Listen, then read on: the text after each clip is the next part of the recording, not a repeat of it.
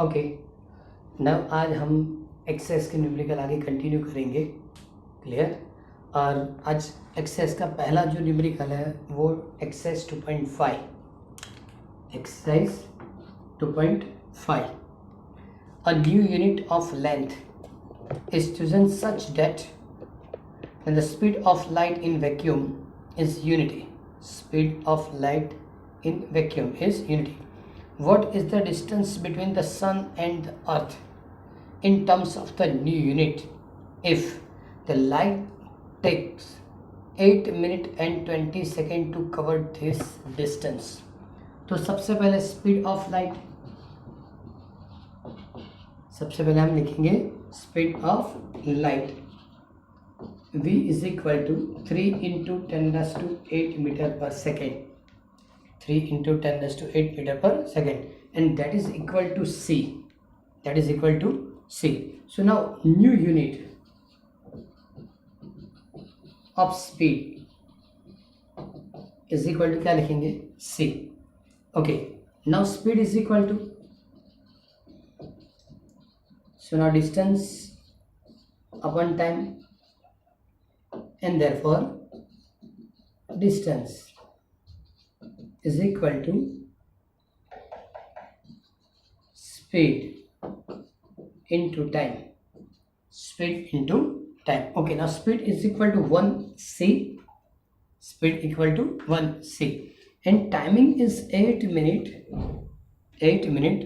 plus 20 second, 8 minute plus 20 second, and therefore 1c into 8 minute is equal to total, 8 minutes is equal to total 480 second plus 20 second, and therefore answer, so now 500c. okay, so now new unit जो लिखना है, so 500 new unit. Okay, the distance between earth and sun in new unit system is a 500 new unit. तो इस तरह से numerical होगा. Clear. Then 2.6, then numerical number 2.6. Okay, एक्सेस में बहुत सारे ऐसे भी न्यूमेरिकल है जिसमें 6 वन टाइप ऑफ कंपैरिजन ही है. सपोज 2.6 कैलकुलेट करेंगे तो इस तरह का ही है. क्वेश्चन में लिखा है तो which of the following is the most precise device to measure the length या measuring the length. इसका मतलब किसकी एक्यूरेसी ज़्यादा होगी. क्लियर. एज पर एग्जाम्पल पहले लिखा है a vernier callipers with 20 division on sliding scale. अब देखो ये क्वेश्चन प्रैक्टिकली इंस्ट्रूमेंट के लिए है और प्रैक्टिकल के अंदर सबसे पहले किसी भी इंस्ट्रूमेंट के लिए लिस्ट काउंट कैलकुलेट की जाती है. एज पर एग्जाम्पल कि आपने वो सिंपल रूल या स्केल यूज़ किया होगा और सिंपल स्केल के अंदर between 0 to 1 centimetre, 0 to 1 centimetre total division is 10, total division is 10. तो हम क्या लिखेंगे कि 1 centimetre upon 10, so list count is 0.1 centimetre. मतलब वो इंस्ट्रूमेंट मिनिमम 0.1 सेंटीमीटर मेजर कर सकता है. क्लियर. लेकिन बाकी सब इंस्ट्रूमेंट के अंदर फॉर्मूला ऐसी होती है, the least count is equal to marks on main scale और नंबर ऑफ डिवीजन. ओके, जैसे स्केल में आपने लिखा mark on main scale 1 centimetre था, टोटल डिवीजन 10 थे, so 1/10 answer is 0.1. Okay, similarly यह क्वेश्चन क्या है, vernier callipers with 20 division on sliding scale. Okay, vernier callipers के लिस्ट काउंट हम कैलकुलेट करेंगे. वर्नियर कैलिपर्स के लिए तो उसके अंदर सबसे पहली मार्किंग होती है 1 मिलीमीटर एंड अपॉन 20. सो इसमें रेशियो होगा 0.05 मिलीमीटर कि 5 से मल्टीप्लाई करो, 5 से डिवाइड और multiply with 5.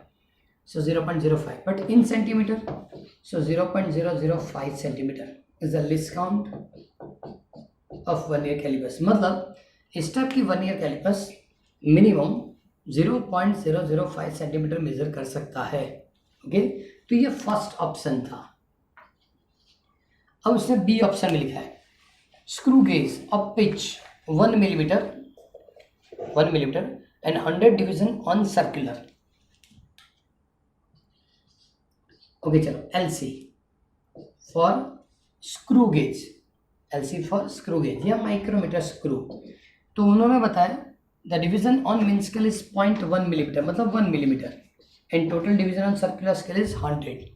So now ratio in millimeter is 0.01 millimeter, but in centimeter 0.001 centimeter.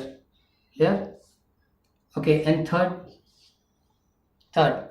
an optical instrument that can measure the length to within the wavelength of light. Okay, now LC of optical instrument, वो light की wavelength तक measure कर सकते हैं. Okay, light की wavelength लिखेंगे, so lambda is equal to 10⁻⁵ in centimetre. Clear? -5 in centimetre. So now in centimetre 0.1234, then 1 in centimetre. Okay, सभी LC in terms of centimetre. Okay, the most accurate measurement optical instrument से होगा. उसके बाद जो measurement होगा वो micrometer screw से होगा, और उसके बाद 0.005, मतलब most accurate optical instrument. Clear?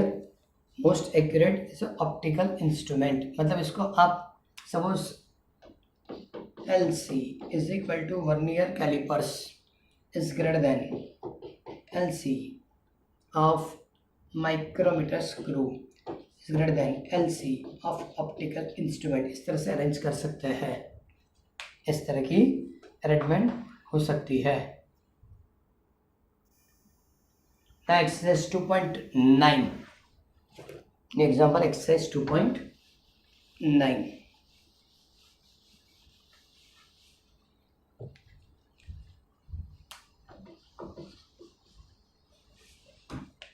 The photograph of a house occupy an area of 1.75 centimeter square on a 35 millimeter slide. Area is 1.75 centimeter square on 35 millimeter slide. Okay, पहले centimetre लिखा, बाद में 35 मिलीमीटर बताया. So area 1.75 सेंटीमीटर स्क्वायर, और slide के लिए जो लिखा था वो 35 मिलीमीटर. 35 मिलीमीटर मतलब 3.5 सेंटीमीटर.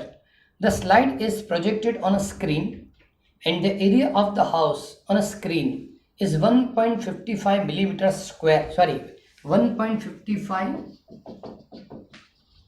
Metre square. प्रोजेक्ट करने के बाद 1.55 metre square. What is the linear magnification of the projection of screen arrangement.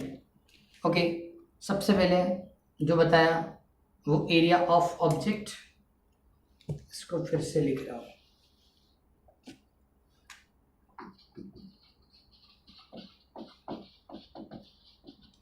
Area of object 1.75 centimetre square, so 1.75 10⁻⁻² metre square. Okay, now area of image,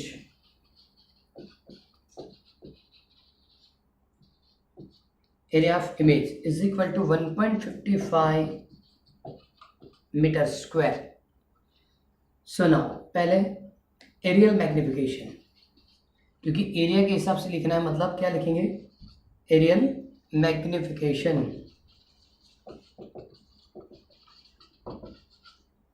So aerial magnification is equal to m, and that is equal to area of image upon area of object.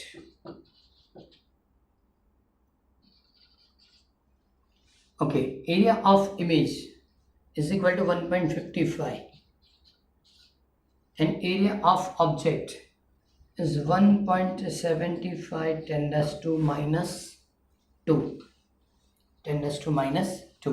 So now ratio is, okay, ये metre square centimetre square, so 10 raised to minus 4, and then ratio is 0.8857 10 raised to 4. तो ये जो magnification था वो पूरे area के लिए था, लेकिन लीनियर लिखना है, linear magnification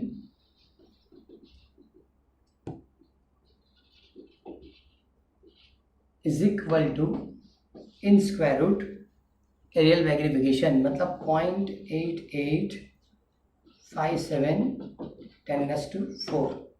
So now 0.8857 10 raised to 2. So now square root of 0.88 is a 0.941 10 raised to 2, and answer is 94.1. Sir linear magnification मतलब ओरिजिनल लेंथ से जो प्रोजेक्शन हुआ वो 94 टाइम्स ज़्यादा हुआ. तो सबसे पहले एरियल मैग्निफिकेशन कंप्लीट करना है और उसके बाद लीनियर मैग्निफिकेशन कंप्लीट करना है. Okay, now exercise question 2.14. ये डायमेंशन एनालिसिस पे डिपेंडेंट है. A book with many printing error contain 4 different formula of displacement y of a particle undergoing a certain periodic motion. Okay, different 4 formula दिए. सबसे पहले तो number 1, y is equal to a sine 2 pi small t upon capital T. Second, a sine y is equal to a sine v into t. Okay, पहले ये explain करेंगे, then another 2. Okay, rule out the wrong formula on the dimensional group. इसमें कौन कौन सी formula dimensionally invalid है वो calculate करके देना है. ओके, ये सभी इक्वेशन डिस्प्लेसमेंट क्या है, इसका मतलब डायमेंशन किसका होना चाहिए, तो डिस्टेंस का.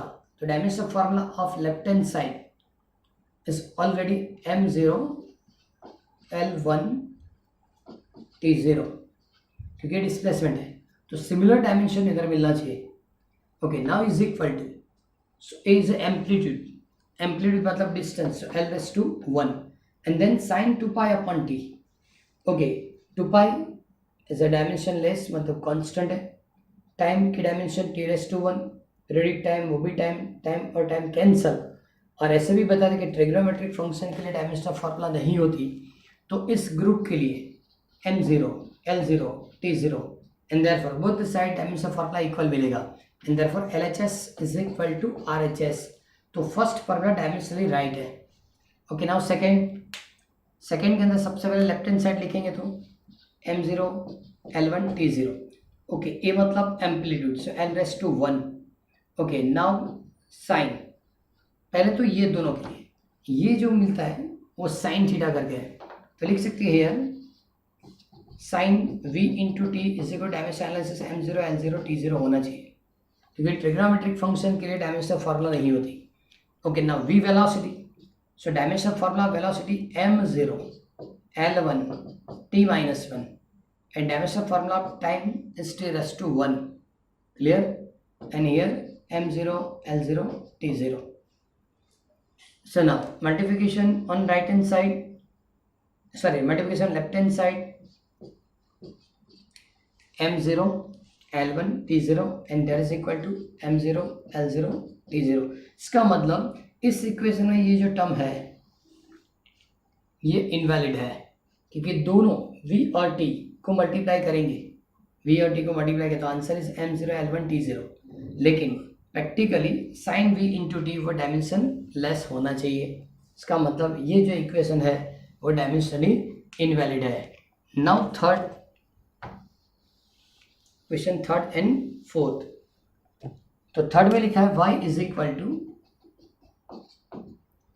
Equal to a upon t sine small t upon a, and fourth y is equal to a upon root two sine 2 pi upon t upon capital T plus cos 2 pi upon t capital T। Okay, सबसे पहले dimension formula of left hand side is m0 L1 T0। Okay, a is a distance, dimension formula m0 L1 T0 is called amplitude, and t मतलब time, so m0 L0 t raised to 1। then sin, okay ये वाली term जो है वो dimension less होनी चाहिए, तो इसके लिए लिखेंगे m0 L0 t raised to 1 m0 L1 T0, तो ये रेशियो आता है m0 L1 t माइनस 1, और ये रेशियो होगा m0 L1 T1, sorry L minus 1 T1। Okay, अब ऐसे तो इस टर्म के लिए डायमेंशनल फॉर्मूला नहीं होनी चाहिए, और हमको इसकी डायमेंशनल फॉर्मूला मिल रही है m0 L माइनस 1 T0, तो इस हिसाब से ये डायमेंशन लेस होना चाहिए, लेकिन dimensional formula is m0 L minus 1 t raise to 1, so ये डायमेंशनली इनवैलिड होगा, ये डायमेंशनली इनवैलिड होगा। हाँ, एक चीज़ और भी है कि सपोज आपने दोनों को मल्टीप्लाई कर दिया, तो m0 L1 L minus 1 t minus 1 T1, तो m0 L0 T0, तो भी लेफ्ट हैंड साइड और राइट हैंड साइड इक्वल नहीं होगी। सपोज आप मल्टीप्लिकेशन कंप्लीट करेंगे, so m0 L1 T0 and that is equal to m0 L0 T0, तो भी ये आपको इनवैलिड मिलेगा। Okay, now fourth, first dimension formula of left hand side is m0 L1 T0। a मतलब amplitude, it's a distance, so m0 L1 T0, root 2 is a constant value, मतलब dimension less. Okay, now ये और ये term की dimension equal है, because 2 pi is a constant, t upon t, time upon time, time upon periodic time, मतलब ये m0 L0 T0 dimension less.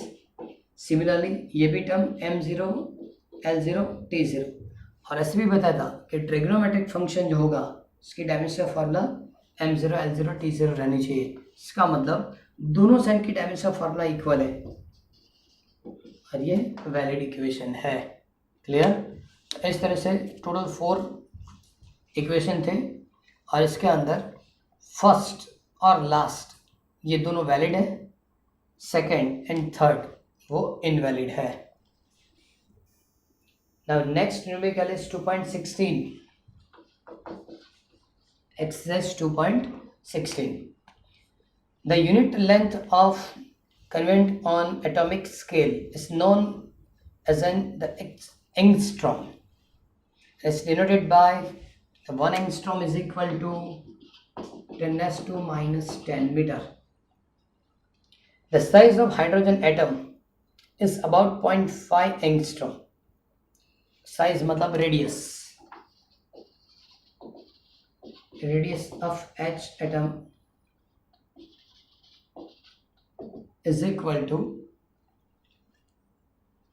0.5 angstrom. Okay, 0.5 angstrom, इसका मतलब 0.5 into 10⁻⁻10 metre.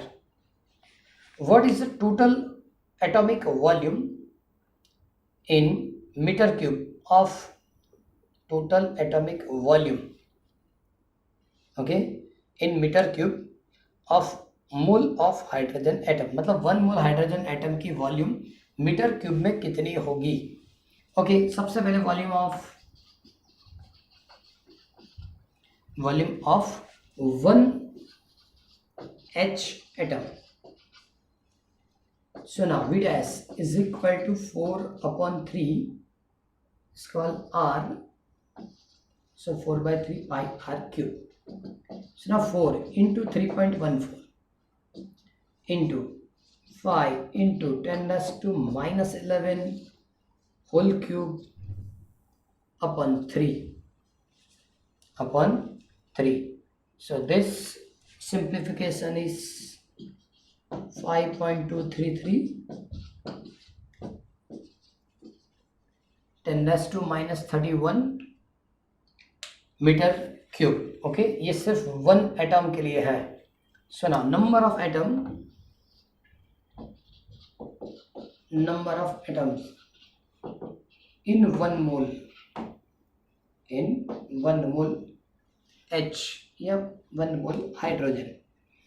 Okay, number of atom in 1 mole hydrogen is a 6.023 10⁻23 is a Avogadro number. Clear? Na equal to 6.023 10⁻23. Number of atoms in 1 mole hydrogen. Na is equal to 6.023 10⁻23. So now volume of 1 mole H atoms, V is equal to V dash into Na. So now V dash is 5.233 10⁻⁻31 into 6.023 10⁻23. So now this multiplication is 3.152 into 10⁻⁻7 metre cube. Okay, तो सबसे पहले हमने radius से the volume of 1 hydrogen atom calculate किया. Okay, but in 1 mole number of hydrogen atom is Avogadro number, मतलब 6.023 10⁻23. So now total volume V is equal to V dash into Na. Get answer 3.152 into 10⁻⁻7 meter cube. Okay, now today last numerical is 2.17.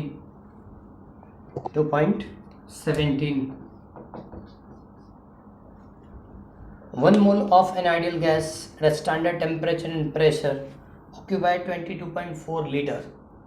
22.4 liter. What is the ratio of the molar volume of the atomic volume of 1 mole of the hydrogen? Okay, इसमें दो volume compare करके देना है. सबसे पहले molar volume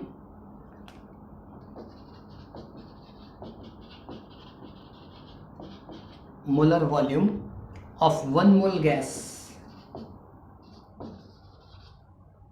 molar volume of 1 mole gas क्या लिख दिया था? 22.4 लीटर. ओके, ऐसा यूनिट में लीटर यूनिट नहीं चलता, उसको मीटर क्यूब में कन्वर्ट करना होता है. 22.4 into 10⁻⁻3, so in metre cube. Okay, now volume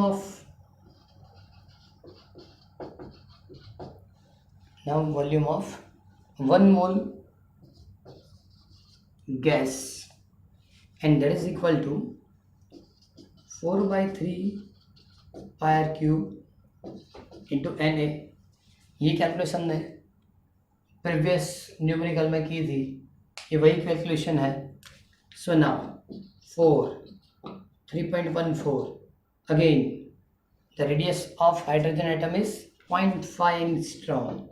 so 0.5 10⁻⁻10 whole cube 6.023 10⁻23 upon 3. तो वो आंसर तो वही था जो हमने पहले न्यूमेरिकल में कंप्लीट किया था. 3.152 10⁻⁻7 मीटर क्यूब. तो ये दो आंसर मिल गए. ओके, दोनों आंसर कंप्लीट हो गए. सबसे पहले तो प्रैक्टिकल में बताया कि एसटीपी स्टैंडर्ड टेम्परेचर और प्रेशर पे जब 1 मोल गैस की वॉल्यूम मेजर की जाती है तो 22.4 होती है. लेकिन जब आप हाइड्रोजन एटम के लिए इस तरह की कैलकुलेशन करें तो आंसर मिलता है 3.152 10⁻⁻7. तभी दोनों की कंपैरिजन करनी है, और कंपैरिजन करेंगे तो पता चलेगा. दोनों आंसर देखने से ही पता चल जाता है कि मोलर वॉल्यूम ज़्यादा है. सपोज मोलर वॉल्यूम आप V1 बताएंगे और इस वॉल्यूम का आपने V2 बताया. So now molar volume okay upon volume of 1 mole gas. Okay, दोनों की आप कंपैरिजन करेंगे तो V1/V2 22.4 10⁻³ upon 3.152 10⁻⁷. So this ratio is 7.1 10⁴. 7.1 ये रेशियो 7.1 के नज़दीक हो, ये ऊपर जाएगा तो प्लस होगा, मतलब 10⁴. सपोज हम ये 0 तो 71,000 ऐसा होगा, मतलब V1 इज इक्वल टू, मतलब ये वैल्यू इससे 71,000 टाइम्स ज़्यादा है, इसलिए कि यहाँ वो एटॉमिक जो भी एक्सपांसन वो ज़्यादा होता है, और इसलिए सर स्टेटमेंट दिया the ratio is very large because the intermolecular separation या inter atomic separation in gas is very large as compare the size of hydrogen molecule. Clear? अब साइज ऑफ हाइड्रोजन मोलिक्यूल